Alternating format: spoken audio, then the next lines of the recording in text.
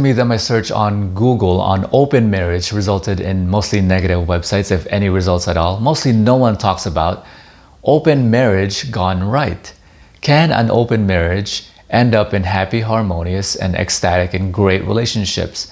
Now you could say that someone who is experimenting with an open relationship, they might be young and they might be experimenting, and they'll soon down the line will settle down and end up with one person whom they would marry. But you can't say for someone who is already in a marriage relationship, who has already experienced the gamut of experiences you would have in a marriage style, marriage monogamous, exclusive relationship, that they haven't experienced it already. So can it work if you were to be in an open relationship within a marriage? Now, I happen to own the top tantra therapy business in Las Vegas, and I deal with 30% of my clientele are married couples, and they enjoy and they love the service that I provide with the relationship. And I also happen to be the author of the book Relationships 101. Search for it on Amazon. It goes over the history, the evolutionary psychology reasoning of how relationships have come to be. So let's explore that before I explain to you whether or not a marriage and how it could end up in happy, harmonious relationships, an open marriage. The definition on Google of a marriage is when you combine several things. In this instance, in a relationship, you combine two people. But let's talk about the actual definition of a marriage. And that definition would be a legally and formally recognized union of two. And a marriage is a union. And I'll explain that in a little bit. I hope I remember explaining it. It's a really fascinating term. But legally and formally, and for most states, for most locations, it's only formally recognized if it's a male and a female being married. Now, several states have recognized that.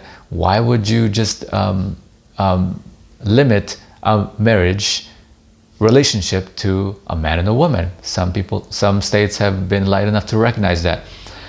But why is it in that way? Why does a marriage, which is a personal relationship, have anything to do with a legality and formality recognition? So let's go back to the very beginning of how a marriage has come to be. There are many different practices of a marriage, but actuality, you have probably grown up, depending on what age you are. You most likely haven't recognized that most of marriages that have gone on before the very, very recent time in history has been arranged.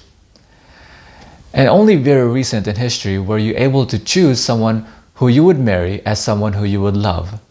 But for the better part and for the most part of history, when it comes to the history of marriage, people never married the person they actually loved. They married for many different reasons. So why is that?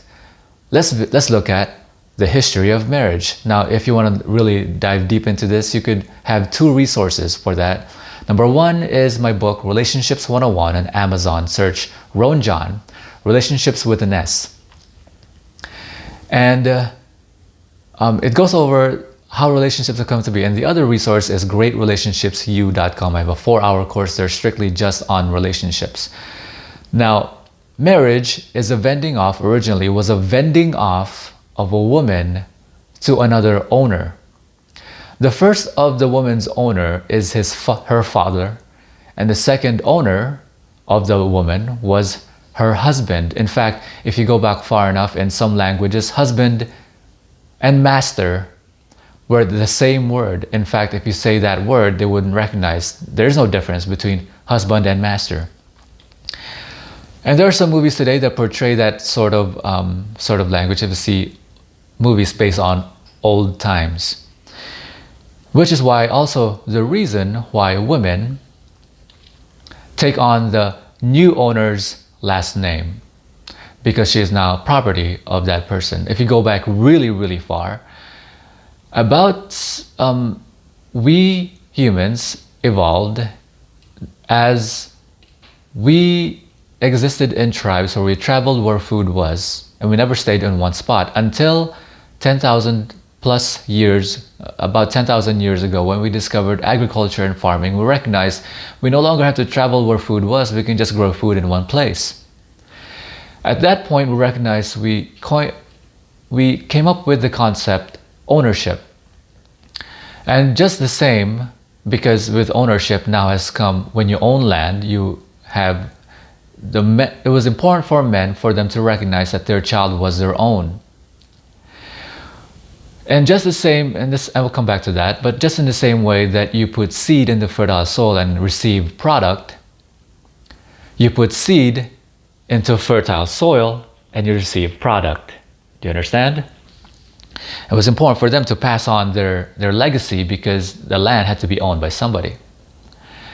And so in this way, there are several mechanisms for men for them to ensure that the person who would receive the legacy of would be their offspring, and that their offspring were their own. And they created mechanisms for this. For example, they had to ensure for a very, very long time virginity was prized. Maybe not in the time you're watching this, but this is very recent in history that we didn't prize virginity. And even now, some people really prize virginity, but you ask them why. And here's the reason why virginity was prized for so long. There were many mechanisms for men to know that their women were their own, that their offspring were their own. There were harem guards. There were people that had many wives, and they had harem guards whose dicks were cut off. And they guarded the women so that they wouldn't stray, and they would mate with other men. They would only mate with one man.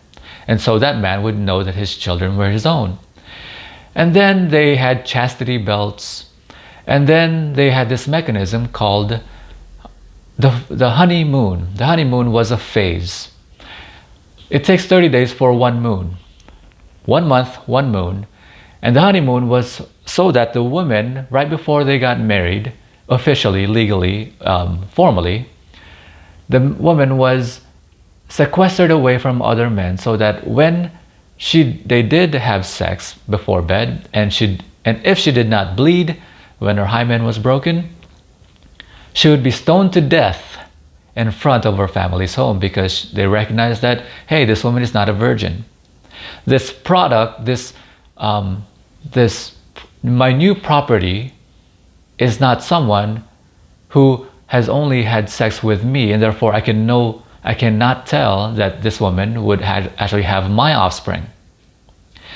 And so those are the mechanisms in which people have come up with the ownership property. So marriage is simply the transfer of a woman from one ownership to another ownership. It is a vending off of a woman to another of its owner. And so you recognize, well, this is absolutely absurd. Now you look at the term marriage, which by definition is a legally and formally recognized union. What is a union? A union is any group which you join so that you're protected from the competition of better ones. Why do you join a union when you're at work? The reason you join a union when you're at work is because the union protects you from the competition of better performers. They can't fire you even though they can hire somebody who can they pay cheaper, who is much younger and much more productive than you. That's why you join a union. It protects from competition. I have nothing against marriages. Marriages are fantastic if the arrangement is clear and it's founded on an open style of relationship, which is founded on unconditional love. You cannot have unconditional love with a closed relationship. Do you understand? Because love, remember, is your wanting for your beloved's happiness intrinsic to your own. Therefore, jealousy or ownership has nothing to do with love. And so when I interact and interface with these married couples, and they are engaging in open marriages, it deepens their relationship. It deepens their intimacy because they recognize, while we have the arrangement that we agree that we have this arrangement and we're partners and best friends, it certainly doesn't stop us from engaging with other people, because we have this intimacy that only we can have, but it doesn't mean it stops us from interacting with other people. And that's how open marriages can be happy and amazing, and more people than you think are engaging in happy open marriages. See you tomorrow.